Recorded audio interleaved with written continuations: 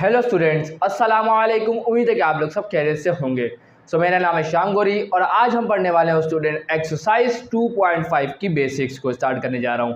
तो सबसे पहला टॉपिक आता है student elementary row and column operations. मतलब देखिए, अभी तक हमने 2.4 में किया क्या, हमने डिटर्मिनेंट के ऊपर ऑपरेशंस अप्लाई किए थे, कर रहा था कि R1 को R2 में ऐड कर रहा था। अब हम देखेंगे मैट्रिक्स के अंदर ऑपरेशन कैसे हो गया ना। तो भाई दो तरह के ऑपरेशन है, या तो हम कॉलम पे अप्लाई कर देंगे ऑपरेशन को, या तो हम रो पे अप्लाई करेंगे। तो दोनों को एक एक करके देखते हैं। तो सबसे पहले हम देखने जा रहे हैं row operation on matrices. Matrix पे जो रो है उसके ऊपर ऑपरेशन अप्लाई होगा। तो लिखा हुआ है, अगर एक ए मैट्रिक्स है जिसका order m multiply by n हो, स्क्वायर मैट्रिक्स की जरूरत नहीं है। वो बोल रहा है कोई भी ऑर्डर हो सकता है m मल्टीप्लाई बाय n का मतलब ये है कि उस मैट्रिक्स का ऑर्डर कुछ भी हो सकता है। देन फिर क्या होगा कि जो मैट्रिक्स बी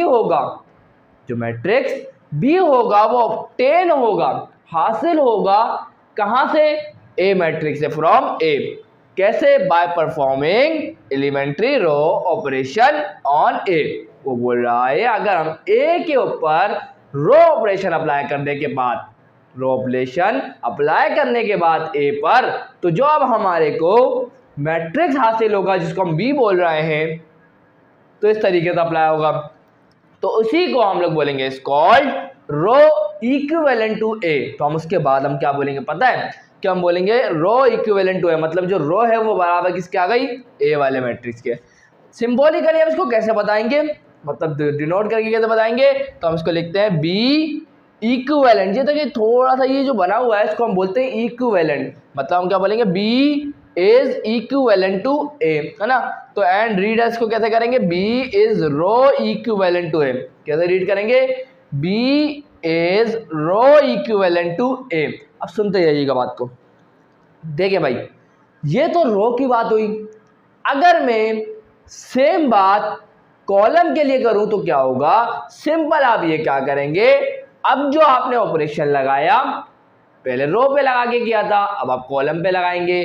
तो आप यहां लिख देंगे क्या, एलिमेंट्री कॉलम ऑपरेशन, मतलब रो की जगह। इसी डेफिनेशन को आप यूज कर सकते हैं कॉलम वाले के लिए भी। सिर्फ क्या करेंगे, रो की जगह पर कॉलम लगा देंगे भाई, बन गई। तो यहां भी रो के यहाँ कॉलम आ जाएगा, ये वाले रो की जगह भी क्या आ जाएगा, कॉलम। बाकी सब सेम रहेगा।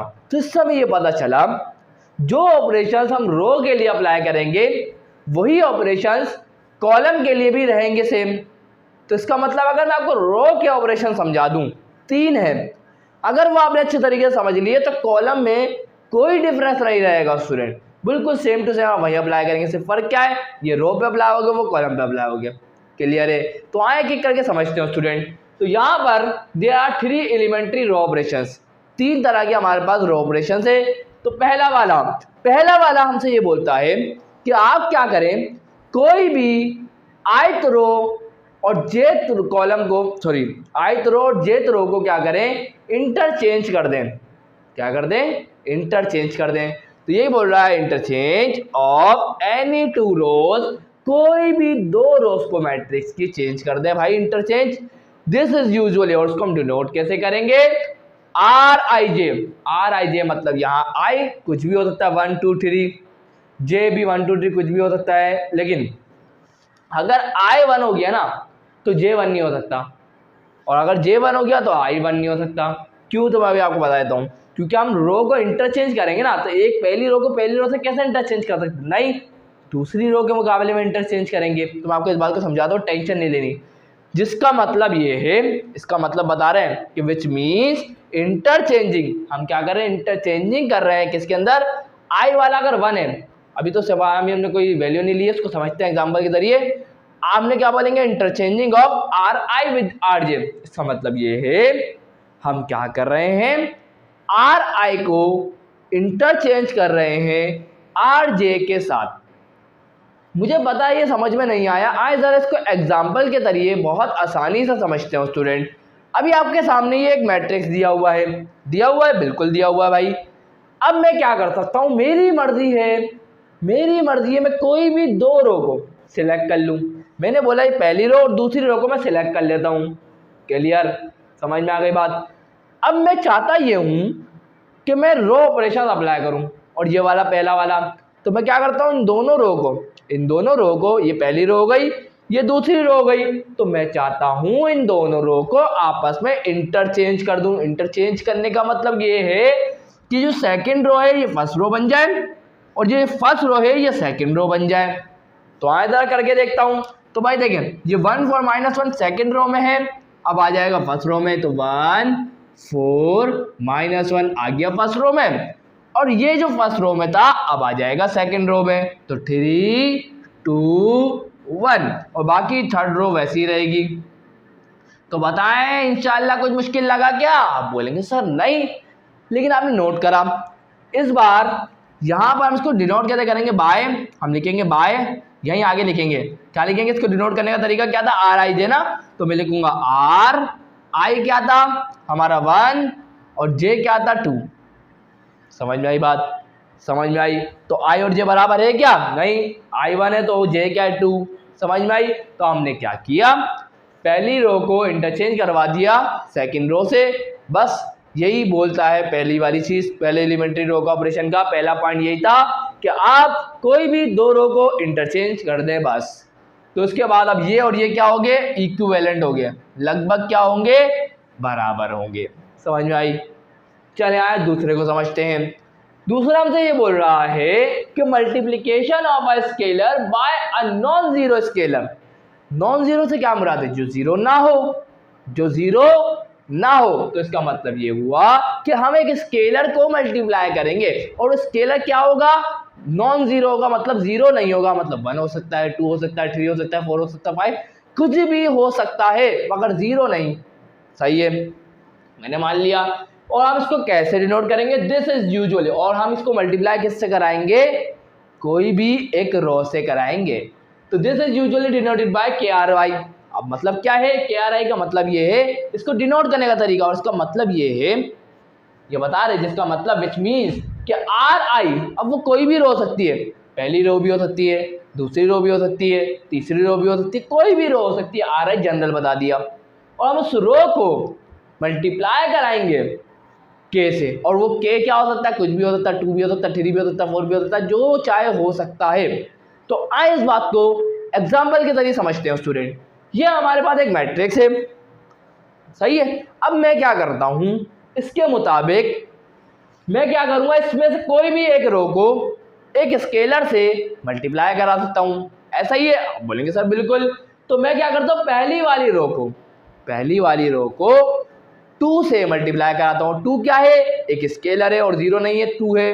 तो मतलब क्या, मैं कोई भी रो से, आप चाहें तो दूसरी रो से भी करा सकते हैं, आप चाहें तो तीसरी रो से भी। मैं किससे करा रहा हूँ? 1 से। तो मतलब मैं पहली रो को 2 से मल्टीप्लाई करा रहा हूँ, तो क्या हो जाएगा? 1 मल्टीप्लाई बाय 2 हो जाएगा 2, 4 मल्टीप्लाई बाय 2 हो जाएगा 8, -3 मल्टीप्लाई बाय 2 ये हो जाएगा -6, और बाकी सब वैसे ही रहेगा, बाकी सब वैसे ही रहेगा, कोई चेंज नहीं आने वाला भाई। और अब यहाँ क्या लिख देंगे? बाय लिखने के बाद क्या लिखेंगे? डिनोट करने का तरीका तो याद है ना? बिल्कुल याद है। मुझे एक बात बताएं कि इस वक्त हमने स्केलर क्या लिया? 2, मतलब के की वैल्यू हमने इस बार क्या ली? 2। तो यहाँ आएगा बाय 2, और हमने कौन सी रो पे ऑपरेशन अप्लाई किया? पहली वाली रो पर, मतलब आई की जगह क्या आ जाएगा? 1। तो मतलब क्या लिखूंगा? Bye 2r1। और अगर मैं 2 को, इस स्केलर को सेकंड रो से मल्टीप्लाई कराता, तो फिर मैं क्या लिखता? 2r2। अगर 2 को थर्ड रो से मल्टीप्लाई कराता, तो मैं यहाँ लिखता 2r3। इंशाल्लाह ये बात क्लियर हो चुकी होगी। आए थर्ड पॉइंट की तरफ बढ़ते हो स्टूडेंट। थर्ड पॉइंट लिखा हुआ है addition of any multiple of 1 row. सुनिएगा बात को स्टूडेंट, एडिशन सबसे पहले ऐड की बात हो रही है, और वो बोल रहा है कोई भी मल्टीपल एक रो का, मतलब कोई भी एक रो को किसी भी स्केलर से मल्टीप्लाई किया जाए, हमें कोई फर्क नहीं पड़ता। कोई भी इस मैट्रिक्स की एक रो को कोई भी एक स्केलर से मल्टीप्लाई किया जा रहा है, और उसको ऐड करवाया जा रहा है टू अनदर रो।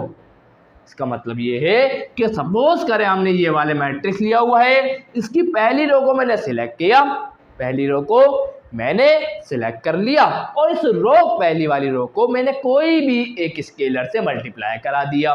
क्या करा दिया? मल्टीप्लाई करा दिया।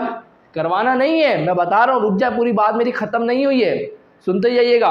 और उस मल्टीप्लाई कराने के बाद उसको मैंने ऐड कर दिया कोई भी दूसरी रो से। अगर मैंने इसको मल्टीप्लाई कराया स्केलर से तो मैं अब ऐड इसमें कर सकता हूँ या इसमें, सही है। अगर मैंने इस वाली रो को कोई स्केलर से मल्टीप्लाई कराया है तो मैं अब इसी रो को सेकंड रो में या थर्ड रो में ही ऐड कर सकता हूँ इसके मुताबिक, सही है। Automatic this is usually denoted by, और हम इसको इस तरीके से डिनोट करते हैं आर आई।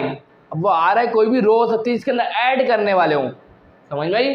और ये के आर जे क्या है, मतलब के क्या है, एक स्केलर, और आर जे क्या, वो एक रो जिसको हमने मल्टीप्लाई कराया हो उस के नंबर से, एक स्केलर से, जिसका मतलब ये बता रहे हैं which means K R J is added to R I. नहीं समझ में आया, आए समझाऊं। देखिए भाई, मैंने मान लिया, मैंने ये माना कि जो पहली रो है ना, मैं इसको एक के से मल्टीप्लाई कराता हूँ, तो मैं सिर्फ सबसे पहले तो इसको लिख दूंगा सिंपल, क्या है 1 2 1। अब सेकंड वाली रो में मैं उसको ऐड करने जा रहा हूँ, क्या करने जा रहा हूँ, सेकंड वाली रो में ऐड करने जा रहा हूँ। सुनते जाइएगा बात को, सेकंड वाली रो में गौर करें, सेकंड वाली रो पर गौर किया जाए, सुनते जाइएगा। ये हमारा क्या है R1, मतलब ये I की जगह, अब इस बार I की जगह सेकंड रो सिलेक्ट हो गई है। मैंने क्या कर लिया है, सेकंड रो को सिलेक्ट कर लिया है, I की मतलब वैल्यू क्या रखी 2, मतलब मैं अब के आर जे को ऐड करने जा रहा हूँ रो नंबर 2 में। अब के आर जे कौन है, मैंने आर जे, अब आर जे क्या है, मैंने रो नंबर 1 को सिलेक्ट कर लिया कि मैं इस रो नंबर 1 को 2 से मल्टीप्लाई करा रहा हूँ, इस रो नंबर 1 को 2 से मल्टीप्लाई करवा रहा हूँ। इसके लिए इस बार मैंने के की जगह 2 ले लिया, सिंपल है। तो अब इस फर्स्ट वाली रो को 2 से मल्टीप्लाई कराएं और उसको ऐड करते हैं R2 के साथ, मतलब इस वाली रो के साथ, तो देखते जाएं। अब इस 1 को मैंने 2 से मल्टीप्लाई करा, तो 1 2 का क्या होगा 2, क्या होगा 2, और मैं इसको ऐड कर दूंगा 2 के साथ, तो 2 + 2 हो जाएगा क्या 4। समझ में आई ना बात, इंशाल्लाह आ गई। अब देखते जाएं, अब -1 के साथ मैं ऐड करूंगा 2R1, तो 2 अपनी जगह पर, और ये छोड़ें इसको 1 मिनट, तो 2 2 का क्या हो जाएगा 4, तो माइनस प्लस क्या होगा माइनस, और ये हमारे पास जाएगा 3, तो इसका मतलब यहाँ क्या आएगा 3।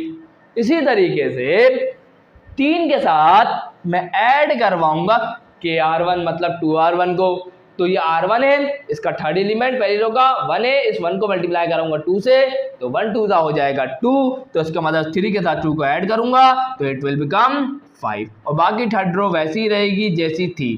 तो इंशाल्लाह ये पॉइंट भी आप लोगों को क्लियर हो चुका होगा, इसकी परेशानी भी आप लोगों के जहन से निकल चुकी होगी। तो मुश्किल नहीं है, थोड़ा सा मेहनत करें, थोड़ा समझने की कोशिश करें, इंशाल्लाह कभी भी प्रॉब्लम नहीं होगी, सही है। अब यही सेम ऑपरेशंस जो मैंने अभी आपको रो के लिए बताए हैं स्टूडेंट, ये सेम टू सेम इस्तेमाल होंगे कॉलम के अंदर भी, तो आए उसको भी थोड़ा सा आपको समझा देता हूँ।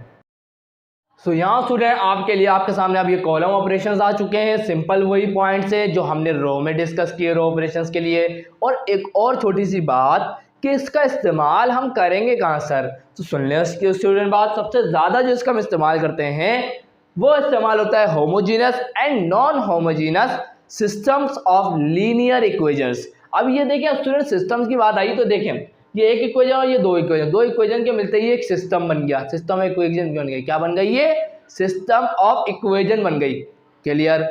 अब इसी को अगर आप देखें तो x प्लस का y प्लस का 6 ये क्या है 0 के बराबर, 2x प्लस का 4y प्लस का 5 किसके बराबर 0, तो इसका मतलब इक्वल टू 0 आ रहा है। तो अब हम ऐसे सिस्टम ऑफ इक्वेशंस को बोलते हैं होमोजीनियस इक्वेशन। और ये नॉन होमोजीनियस में फर्क क्या है, अगर आप यहाँ देखें तो लिखा हुआ है x प्लस का y is equal to 2c। यहाँ पर तो देखिए 6 ये कांस्टेंट था, 5 ये कांस्टेंट आ रहा था सिंपल, तो यहाँ 2c आ गया, समझे। तो इस वजह से अगर इक्वल टू दूसरी साइड देखें तो 2c आ गया, ये 5c आ गया, जिस वजह से ऐसी इक्वेशंस को हम लोग बोलते हैं नॉन होमोजीनियस इक्वेशंस। इंशाल्लाह क्लियर हो गई बात। तो यहाँ पर इसका इस्तेमाल करेंगे आगे इंशाल्लाह। चले भाई, अभी हम अपने मेन फोकस पे आ जाएं, इस पॉइंट को समझ लेते हैं। तो भाई यहाँ देख लो स्टूडेंट, सबसे पहली वाली बात वही कि जिस तरीके से मैं एक मैट्रिक्स ले लेता हूँ जिसके अंदर कुछ एलिमेंट्स है 1 2 3 4 5 6 7 8 9, क्लियर। अब हम पहले क्या कर रहे थे, कोई भी दो रो को लेते थे और उसको इंटरचेंज कर देते थे। अब हम क्या करेंगे, कोई भी दो कॉलम लेंगे और उसको इंटरचेंज कर देंगे। भाई कितना आसान काम हो गया। तो ये पहला कॉलम, ये दूसरा कॉलम और ये आ गया तीसरा कॉलम। अब मैं चाहता हूं कि सेकंड वाले कॉलम को फर्स्ट वाले कॉलम पे ले आऊं और फर्स्ट वाले कॉलम को सेकंड, मतलब इन दोनों को इंटरचेंज कर दूं भाई। तो मैं क्या करूंगा, सिंपल सी बात है, तो लिख दूंगा 2 5 8 और ये आ जाएगा सेकंड वाले की जगह पर 1 4 7 और थर्ड वाला अपनी जगह पर ही रहेगा, उसको कोई छेड़ना ही नहीं है भाई। और यहाँ लिख देंगे बाय, क्योंकि इसके ऊपर ऑपरेशन अप्लाई हो चुका है ना, हो गया ना, तो यहाँ शो भी तो करना पड़ेगा, तो लिखेंगे बाय। डिनोट कैसे करें, तो डिनोट करेंगे देखिए उस वक्त क्या कर रहे थे, RIJ। अब इस वक्त आएगा C, क्योंकि कॉलम पे अप्लाई हुआ C। अब I और J कौन है, क्योंकि हमने क्या किया है, फर्स्ट रो पे फर्स्ट और सेकंड रो का इस्तेमाल किया था। हम यहाँ लिखेंगे 1 2, मतलब क्या हुआ, पहली रो पहले कॉलम को दूसरे कॉलम से क्या कर दिया, इंटरचेंज कर दिया। तो बस इसी तरीके से दूसरा वाला पॉइंट क्या है कि अब हम क्या करेंगे, कोई भी एक कॉलम लेंगे, उसको हमने सिलेक्ट कर लिया। सपोज करें मैंने पहले वाले कॉलम को सिलेक्ट कर लिया, चले भाई कर लिया। अब मैं क्या करता हूं, इस पहले वाले कॉलम को एक स्केलर से मल्टीप्लाई करवा देता हूं और वो स्केलर में मान लेता हूं 2 है।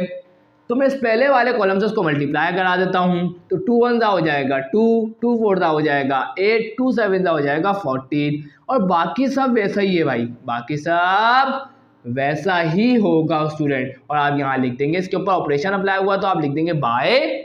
अब डिनोट कैसे करें सर, तो बहुत आसान है स्टूडेंट। अब यहाँ पे हमने क्या किया, एक कांस्टेंट को मल्टीप्लाई किया, वो कांस्टेंट क्या था 2, तो ये आ गया 2 और हमने कौन से कॉलम से मल्टीप्लाई किया है, तो कॉलम नंबर 1 से। तो आप यहाँ लिख देंगे कॉलम नंबर 1 मतलब C1। हो गई भाई काम कंप्लीट, तो कोई मुश्किल नहीं थी। आया थर्ड वाला पॉइंट, वही वाली बात ये बोल रहा है, आप कोई भी एक कॉलम सिलेक्ट कर लें जिस पे आप ऑपरेशन अप्लाई करना चाहते हैं। सपोज कर ले मैंने सिलेक्ट करा कि मैं रो मतलब कॉलम नंबर 2 पे ऑपरेशन अप्लाई करना चाहता हूं। अब मैं क्या कर रहा हूं, कॉलम नंबर 2 पे एक ऑपरेशन अप्लाई कर रहा हूं। यहाँ देखें, कॉलम नंबर 2 पे एक ऑपरेशन अप्लाई कर रहा हूं कि मैं कॉलम नंबर 2 में एक ऐसे कॉलम को ऐड करने जा रहा हूं, जिसको एक ऐसे कॉलम को ऐड करने जा रहा हूं जिसको हम मल्टीप्लाई कराएंगे कोई भी स्केलर से। फॉर एग्जाम्पल मैंने इस कॉलम को सिलेक्ट कर लिया, सही है, ये मैं इसके ऊपर ऑपरेशन अप्लाई कर रहा हूँ, इसके ऊपर मैं ऑपरेशन अप्लाई कर रहा हूँ। अब देखते जाइएगा, अब मैं फर्स्ट वाले रो को इसके अंदर ऐड करूँगा, देखते जाए। अब इस फर्स्ट वाले कॉलम को मतलब ऑपरेशन इस पर अप्लाई हो रहा है, लेकिन फर्स्ट वाले कॉलम को मैं एक स्केलर से मल्टीप्लाई करा देता हूँ पहले। तो क्या हो जाएगा, सबसे पहले आप इसको छोड़ कुछ भी नहीं छेड़े, पहला वाला कॉलम ऐसे रहने दें, थर्ड वाला कॉलम जैसा है वैसे ही रहने दें। तो सिर्फ जिसके ऊपर ऑपरेशन अप्लाई करना है उसको रुक जाए, जिस पे ऑपरेशन अप्लाई करना है उस कॉलम को छोड़ दें। जैसे रो पे अगर किसी ऑपरेशन अप्लाई करना तो उस रो को छोड़े। अब देखें मैं क्या कर रहा हूँ, इस पे ऑपरेशन अप्लाई कर रहा हूँ, तो मैं कोई भी एक रो को कॉलम को सिलेक्ट कर लूँगा। सपोज करें मैंने इसको सिलेक्ट कर लिया, अब मैं इस वाले कॉलम को एक स्केलर से मल्टीप्लाई करा देता हूँ। सपोज कर ले वो 2 है, तो 2 1 2 हो जाएगा, उसके बाद इसके अंदर ऐड कर दूंगा, तो 2 + 2 यहाँ आ जाएगा 4। उसके बाद इसको भी 2 से मल्टीप्लाई करूंगा तो 4 2 8 और 8 और 5 हो जाएगा 13, तो यहाँ आ जाएगा 13। इसी तरीके से 7 को भी 2 से मल्टीप्लाई करूंगा तो 7 2 14 और 14 और 8 22, तो यहाँ आ जाएगा 22। यहाँ पर हो गया हमारा काम। तो अब हम यहाँ कैसे लिखेंगे, बाय। अब हमने कौन सा ऑपरेशन किस पे लगाया, ऑपरेशन हमने ऑपरेशन लगाया है कॉलम नंबर 2 पे, तो ये आएगा कॉलम नंबर 2 मतलब C2। और हमने कॉलम नंबर 2 के लिए किसको ऐड किया, हमने ऐड किया R1, तो ऐड हुआ, लेकिन हमने R1 मतलब रो नंबर 1 को एक स्केलर से भी मल्टीप्लाई कराया और वो स्केलर कौन था 2, तो यहाँ पर आ जाएगा 2। तो अब हमने ये ऑपरेशन अप्लाई किया है कि हमने क्या किया, कॉलम नंबर 2 पे ऑपरेशन अप्लाई किया, उसके अंदर ऐड कर दिया 2 टाइम्स R1 को। आप चाहें तो R3 को भी ऐड कर सकते थे। किसको ऐड कर सकते थे, सॉरी यहाँ मैंने गलती करी, R1 नहीं आएगा, सॉरी यहाँ आएगा कॉलम नंबर 1, सही है ना, ये मेरी गलती है। इसी तरीके से मैंने यहाँ लिख भी दिया कि इसको डिनोट करने का तरीका क्या हो, जनरल में कैसे लिखते हैं, CI + का KCJ, इसको जनरल में लिखते हैं आई क्या है, वो कॉलम होगा जिसके ऊपर हम ऑपरेशन लगा रहे हैं, और वो कॉलम ये होगा जिसको हम ऐड कर रहे हैं इसके साथ। समझ में आई बात? तो ये बिल्कुल बेसिक सी चीज़ें थी जो मैंने आपको समझाई। इंशाल्लाह सवालात करेंगे तो और अच्छे से बात समझ में आएगी। तो आए आप सब बढ़ते हैं स्टूडेंट रो इक्विवेलेंट फॉर्म की तरफ। तो यहाँ स्टूडेंट्स अब हम समझने जा रहे हैं equivalent form of a matrix को। तो क्या है, जरा आए समझते हैं इसको। तो बोल रहे हैं एक मैट्रिक्स ए है और उसका ऑर्डर है m × n is called row equivalent form. उसको हम रो इक्विवेलेंट फॉर्म कब कहेंगे, तो वो सुन ले स्टूडेंट, कब कहा जाएगा रो इक्विवेलेंट फॉर्म। पूरा सुनिएगा बात को, सिर्फ इक्विवेलेंट फॉर्म नहीं है, रो इक्विवेलेंट फॉर्म है, याद रखिएगा। If it has the structure, अगर वो ये बातों को फॉलो करता है तो उसके बाद जो वो मैट्रिक्स होगा उसको हम बोल सकते हैं कि वो रो इक्विवेलेंट फॉर्म के अंदर है। तो सबसे पहला पॉइंट लिखा हुआ है द फर्स्ट नॉन जीरो से मुराद आप लोगों को पता ही होगा जो जीरो ना हो। तो फर्स्ट नॉन जीरो एंट्री, और आपको पता ही होगा मैट्रिक्स के अंदर जो एलिमेंट्स होते हैं उनको हम एंट्री भी बोलते हैं। तो first non zero entry in any row, कोई भी रो की, सही है, फर्स्ट नॉन जीरो को अगर वन है तो उसी को हम बोलते हैं लीडिंग एंट्री। अब देखिए इस पॉइंट को ज़रा समझते हैं स्टूडेंट। देखिए भाई, ये हमारे पास एक मैट्रिक्स है, नजर भी आ रहा है। और एक छोटी सी बात मैं आपको बता दूं, ये लीडिंग एंट्री क्या होती है सुन लें। हर रो की एक अपनी लीडिंग एंट्री होती है।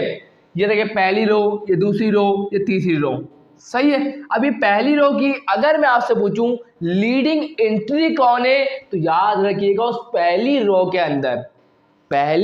अंदर जो पहला एलिमेंट, मतलब इस पहली रो के अंदर कोई भी एक ऐसा एलिमेंट हो जो नॉन जीरो हो। देखिए ये जीरो है, ये तो नहीं हो सकता लीडिंग एंट्री, तो ये वन से स्टार्ट हुआ, तो मतलब यह हुआ कि इस रो की लीडिंग एंट्री कौन है, वन। सेकंड रो की बात करें तो सेकंड रो की लीडिंग एंट्री कौन है, वो भी वन है, समझे, इससे पहले तो जीरो थे। और थर्ड रो की लीडिंग एंट्री क्या है, वो तो जीरो है क्योंकि सारे ही जीरो है। अगर मैं इसकी बात करूं, इसकी लीडिंग एंट्री क्या होगी, आप बोलेंगे पहली रो की लीडिंग एंट्री कौन होगा, वन। इसकी भी क्या होगी, सेकंड रो की लीडिंग एंट्री वन, इसकी भी क्या होगी, वन, इसकी क्या होगी, वन, और इसकी भी क्या होगी, वन होगी। समझ में आई? तो पहली रो के अंदर जो भी सबसे पहला नॉन जीरो एलिमेंट आ जाए उसी को हम लोग बोलते हैं लीडिंग एंट्री। तो वो बोल रहा है रो इक्विवेलेंट फॉर्म के अंदर आप सबसे पहले ये देखेंगे कि सारी रो के अंदर जो पहली एंट्री हो, लीडिंग एंट्री हो, वो क्या हो, वन हो। समझ में आ गई एक बात को नोट करने वाली। दूसरी बात ये बोल रहा है ऑल एंट्रीज, सारी entries below the leading entry. सुनते जाइएगा, पहला वाला मैट्रिक्स ये आ गया, इसकी पहली रो ये आ गई, पहली रो की लीडिंग एंट्री कौन है, वन, ये लीडिंग एंट्री है इसकी। तो इसके नीचे अगर आप देखेंगे, बिलो देखेंगे इस लीडिंग एंट्री के, तो वो बोल रहा है वो सारे के सारे क्या होने चाहिए, जीरोस होने चाहिए। क्या होने चाहिए, सारे के सारे जीरोस। अगर आप यहाँ देखिए लीडिंग एंट्री है तो इसके बिलो अगर देखेंगे तो सारी जो एंट्रीज है वो क्या है, जीरो है। अगर आप यहाँ देखें इस वाले की लीडिंग एंट्री कौन है, वन, तो वन के नीचे जो है हमारे पास सारे जो आ रहे हैं वो क्या है, जीरो आ रहे हैं। चले भाई, उसके बाद थर्ड वाला पॉइंट हमें बोल रहा है कि एवरी नॉन जीरो रो का मतलब क्या है कि वो जो ऐसी रो जो जीरो ना हो, नॉन जीरो हो, तो ऐसी रो को हम बोलेंगे non zero row. In a matrix के अंदर प्रीसीड्स मतलब पहले आएगी एवरी जीरो रो। बहुत आसान सा पॉइंट है। उसने ना हमसे बोला, बहुत आसान सी बात बोली, उसने बोला आप इस पर गौर करें, हमने किया। वो बोल रहा है अगर आप यहाँ जीरो वाले को देखें, जो ये थर्ड रो है इसको हम बोलेंगे जीरो रो।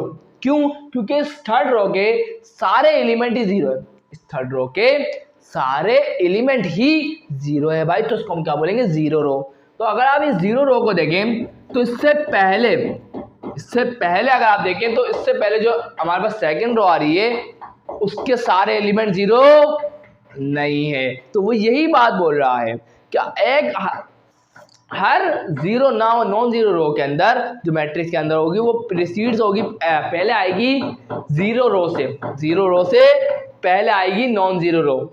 समझ में आ गई ये बात उसने बोली। तो आए इन चारों में से चेक करते हैं कि कौन सी इक्विवेलेंट फॉर्म है और कौन सी नॉन इक्विवेलेंट फॉर्म है। आए सर चेक करते हैं स्टूडेंट। सबसे पहली वाली इसका पॉइंट क्या है? इसके मुताबिक कि यहाँ पर सबसे पहले पॉइंट को नोट किया जाए कि उसमें बोला ये गया था कि जो लीडिंग एंट्री हो वो 1 होनी चाहिए। तो आइए चेक करते हैं, पहली वाली रो की लीडिंग एंट्री कौन है? 1। सेकंड रो की लीडिंग एंट्री कौन है? 1। और थर्ड रो की तो लीडिंग एंट्री 0, छोड़ दें उसको। दूसरा पॉइंट, इसको तो सेटिस्फाई कर दिया, चले मैं उसको सेटिस्फाई कर दिया। आगे बढ़ते हैं, दूसरा पॉइंट। दूसरे पॉइंट ने हमें ये बोला आपको ये चेक करना है कि जो आपने लीडिंग एंट्री आपको पता चली है, जो लीडिंग एंट्री आपको मिली है, तो उसके जो नीचे बिलो देखेंगे तो सारे 0 नजर आने चाहिए। और फर्स्ट रो की लीडिंग एंट्री ये है 1, तो इसके नीचे सारे क्या हो गए? 0 आ रहे हैं भाई 0। सेकंड वाली रो को देखते हैं, तो सेकंड वाली रो का लीडिंग एंट्री कौन है? ये 1, तो इसके नीचे भी क्या होना चाहिए? 0 नजर आना चाहिए। दूसरी बात को भी फॉलो कर लिया रे भाई। तीसरी बात को देखते हैं, तो तीसरी बात हमसे बोल रहा था कि वो जो 0 रो होगी उससे पहले एक क्या होगी? नॉन जीरो रो होगी। तो बिल्कुल ये 0 रो, उससे अब क्या है कि नॉन जीरो रो है, तो इसका मतलब ये भी सेटिस्फाई कर रहा है। इसका मतलब ये एक रो इक्विवेलेंट फॉर्म है। चले भाई ये बात तो हो गई क्लियर। अब इसको देखते हैं क्या ये एक रो इक्विवेलेंट फॉर्म है। आइए जरा चेक करते हैं। पहली बात कि सबसे पहले लीडिंग एंट्री को देखेंगे, तो पहली रो की लीडिंग एंट्री क्या होनी चाहिए? 1, मतलब हर रो की। तो पहली रो की लीडिंग एंट्री क्या है? 1। और जो लीडिंग एंट्री आ जाए और इसकी लीडिंग एंट्री क्या है? वो भी 1। क्लियर है। और थर्ड वाली रो की लीडिंग एंट्री तो 0, छोड़ दे उसको। चले भाई, अब अगर आप गौर करें तो उसने दूसरा पॉइंट हमसे बोला कि जो लीडिंग एंट्री हो उसके नीचे अगर आप देखें तो सब 0 नजर आने चाहिए। तो इसके नीचे तो 0 नजर नहीं आ रहा और ये दूसरा पॉइंट सेटिस्फाई नहीं हो रहा। और जब दूसरा पॉइंट सेटिस्फाई नहीं हो रहा तो जिस वजह से ये क्या हो जाएगी? नॉन इक्विवेलेंट फॉर्म हो जाएगी। क्लियर है? इंशाल्लाह बात समझ में आ गई। तीसरे वाले की बात करें, सो आए जरा स्टूडेंट चेक करते हैं इसके अंदर। अब सबसे पहली बात लीडिंग एंट्री देखेंगे, कौन है इसके अंदर? 1 है। सेकंड वाली रो की लीडिंग एंट्री कौन है? वो भी 1 है। और थर्ड वाली रो की लीडिंग एंट्री देखें तो वो भी 1 है। अब दूसरे पॉइंट की तरफ बढ़ते हैं, तो पहली रो की लीडिंग एंट्री ये था, 1 थी, सेटिस्फाई हो चुकी है ना। अब इसके नीचे हम देखें तो 0 नजर आ रहे हैं भाई, टेंशन खत्म। सेकंड वाली रो की लीडिंग एंट्री को देखें तो उसके नीचे भी 0 नजर आने चाहिए, आ रहे हैं भाई, सही है। उसी के नीचे आने चाहिए, बाकी सबके जरूरी नहीं है कि सबके नीचे आए, नहीं, सिर्फ जो लीडिंग एंट्री हो उसके नीचे 0 होना चाहिए, बस ये जरूरी है। दूसरे पॉइंट को सेटिस्फाई कर चुके। अब तीसरा पॉइंट ये बोलता था कि जो नॉन जीरो रो होगी वो क्या होगी? 0 रो के नीचे होगी। तो भाई देखें, इसके अंदर ज़्यादा 0 है और इसके अंदर कम, तो कम 0 वाली ऊपर है और ज़्यादा 0 वाली नीचे है। इसका मतलब ये थर्ड पॉइंट को भी क्या कर रही है? सेटिस्फाई कर रही है, जिस वजह से भी क्या हो गई है? एक रो इक्विवेलेंट फॉर्म हो गई है भाई। इंशाल्लाह क्लियर हो गई बात। आए जरा चौथे वाले को देखें, तो अब अगर आप इस पर गौर करें तो पहले वाली रो की लीडिंग एंट्री कौन है? 1, सही है भाई, पहला पॉइंट को सेटिस्फाई। सेकंड वाली रो की लीडिंग एंट्री कौन है? -7, ये तो सेटिस्फाई नहीं हो रहा क्योंकि लीडिंग एंट्री क्या होनी चाहिए? 1 होनी चाहिए, जिस वजह से ये एक रो इक्विवेलेंट फॉर्म नहीं है। और दूसरा चलाए आगे भी चेक करें, शायद और कोई भी गड़बड़ हो, तो चेक करते हैं। और आप अगर गौर करें तो इस लीडिंग एंट्री में नीचे 0 नजर आने चाहिए, आ रहे हैं, और इसकी लीडिंग एंट्री के नीचे भी 0 नजर आने चाहिए, वो भी नहीं आ रहे हैं, जिस वजह से भी ये एक रो इक्विवेलेंट फॉर्म नहीं है। इंशाल्लाह ये बातें आप लोगों को क्लियर हो चुकी है। तो आए जरा बढ़ते हैं reduce equivalent form of A. So यहाँ स्टूडेंट्स आज की वीडियो का आखिरी टॉपिक आ रहा है, उसके बाद जो आगे के जो चीज़ें रह गई हैं इंशाल्लाह उसको नेक्स्ट वीडियो में डिस्कस करूंगा। उसके बाद हम लोग फिर क्वेश्चन की तरफ जाएंगे। तो यहाँ पर हम पढ़ेंगे reduce equivalent form of a matrix. ये क्या है सर? देखें, ये भी एक इक्विवेलेंट फॉर्म ही है, बट फर्क ये आ जाएगा, ये आपको मैं बता देता हूँ उसकी डेफिनेशन के मुताबिक। तो a matrix A of order m multiply by n, वही वाली बात जो हमने पढ़ी थी थोड़ी देर पहले, is called reduced equivalent matrix, मतलब इक्विवेलेंट फॉर्म, if अगर it is an equivalent form, मतलब यही बात कि वो इक्विवेलेंट फॉर्म में होना चाहिए, लेकिन हम थोड़ा सा इजाफा कर रहे हैं क्योंकि फर्क नहीं रहेगा ना। अगर वो इक्विवेलेंट फॉर्म में है तो फ़र्क क्या रह गया? तो उसमें फ़र्क के लिए हम एडिशनली कुछ करते हैं क्या कि ऑल द एलिमेंट्स, सारे एलिमेंट्स ऑफ कॉलम, सारे एलिमेंट्स कॉलम के विच कंटेन लीडिंग टर्म 1, मतलब जो कंटेन करते हैं लीडिंग टर्म 1 आर जीरो, मतलब वो सारे एलिमेंट, मतलब सपोज करें मैं आपको आसान सा अगर समझाना चाहूं तो ये पहली वाली रो का लीडिंग एलिमेंट कौन है, लीडिंग एंट्री कौन है? 1। क्या है? 1। तो इसके जो कॉलम है, ये जो कॉलम है, तो वो जो लीडिंग एंट्री है उसके सिवाय सारे एलिमेंट क्या होने चाहिए, सारे एंट्रीज क्या होनी चाहिए? 0। तो आप देख सकते हैं ये लीडिंग एंट्री क्या है इसकी? 1, और 1 के अलावा इस कॉलम के अंदर 1 के अलावा सब 0। तो ये लीडिंग एंट्री को छोड़ के सब 0 हो गए? बिल्कुल हो गए। यही बात तो वो बोल रहा है, यही बात वो बोल रहा है। एक्सेप्ट दैट लीडिंग एंट्री, सिर्फ लीडिंग एंट्री के बजाय सिवाय बाकी सब उस कॉलम में 0 हो जाएंगे।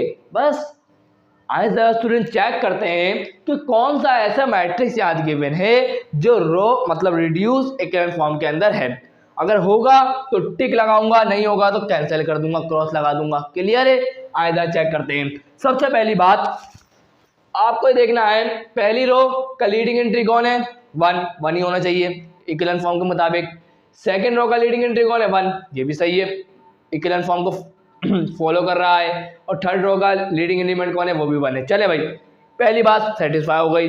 दूसरी बात ये है स्टूडेंट कि यहाँ पर जो भी लीडिंग एंट्री हो उसके नीचे जो एलिमेंट्स है वो सारे क्या हो? 0। तो 1 यहाँ लीडिंग एंट्री है, इसके नीचे जो एलिमेंट्स है वो 0, टेंशन फ्री। उसके बाद सेकंड रो के अंदर आ जाए, उसका लीडिंग एंट्री कौन है? 1, उसके नीचे भी क्या है? 0। ये दूसरी बात को भी सेटिस्फाई कर चुका। तीसरी तो अब ये रिड्यूस इक्विवेलेंट फॉर्म में आने के लिए क्या करेगी? सिंपल सी बात है, हम क्या चेक करेंगे? हम चेक ये करेंगे जो लीडिंग टर्म है मतलब लीडिंग एंट्री है उसके जो कॉलम में आ रही है वो 0 होने चाहिए। 0 है बस लीडिंग एंट्री के सिवाय, बिल्कुल सही है। सेकंड रो में आ जाए, सेकंड रो में आए तो ये लीडिंग एंट्री 1 है, सही है। इसके अगर आप देखें कॉलम के अंदर, इसको छोड़ के लीडिंग एंट्री को छोड़ के उस कॉलम के अंदर सारे एलिमेंट्स 0 होने चाहिए। तो 1 यहां पर एक लीडिंग एंट्री है इस कॉलम के अंदर, तो अब इस कॉलम के अंदर इसको छोड़ के सबको 0 होना पड़ेगा, मतलब इसको भी और इसको भी।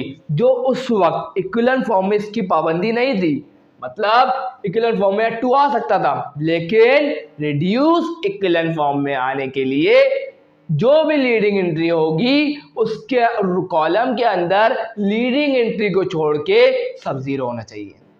तो इसका मतलब ये फॉलो कर रहा है, तो हम इसको करेक्ट कर देंगे।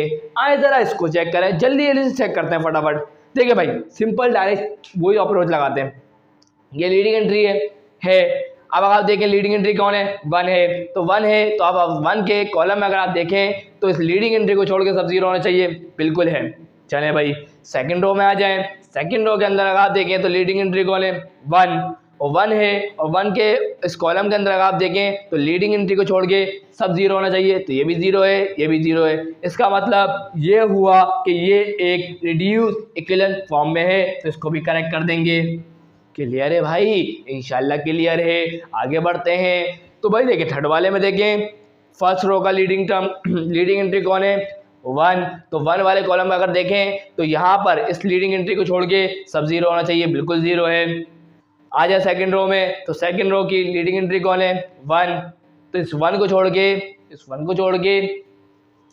इस कॉलम के अंदर सबको 0 होना चाहिए है। तो क्या ये रिड्यूस इक्विवेलेंट फॉर्म में है? तो एक मिनट रुक जाए, इतनी जल्दी नहीं करें ना।